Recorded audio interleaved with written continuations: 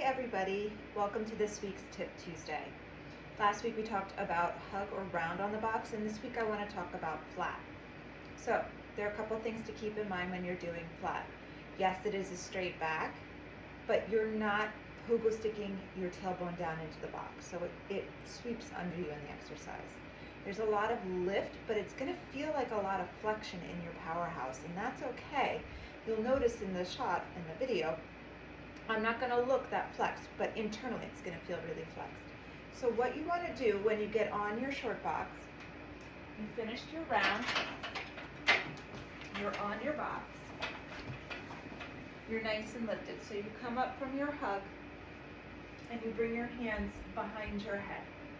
This is usually where I start everybody, but yes, it is also done with a pull. When I bring people here, the most common mistakes I see are either dropping in the low back and still rounding, or sticking the tailbone out and arching back. And you can see my ribs pop, and that's not what we want here. It's also rather uncomfortable in the spine.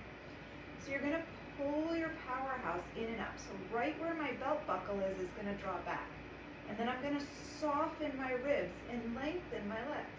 So you're going to see I'm a little bit in front of my hips with my collarbones. And then I'm going to let my tailbone sweep under me, and I'm going to keep bringing my low abdominals up. And then I come back up.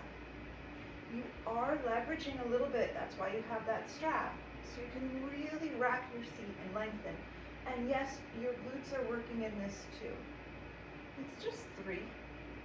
But you want to make sure you return every single time to that lifted start position. You'll notice when you're riding, this is the position you're in when you're moving with the motion of the horse. You don't want to be behind the motion. You want to be right there with the horse's motion going forward so that you can translate it up to the bit for them. So flat is an important exercise, and really understanding where that long, lengthened spine is and how to continually move your pelvis. Simply because the spine is long doesn't mean the pelvis stops moving. And you want to make sure when you're in the saddle that that's the same thing too. No matter how much you're lengthening in your saddle, your pelvis is still moving appropriately with the horse.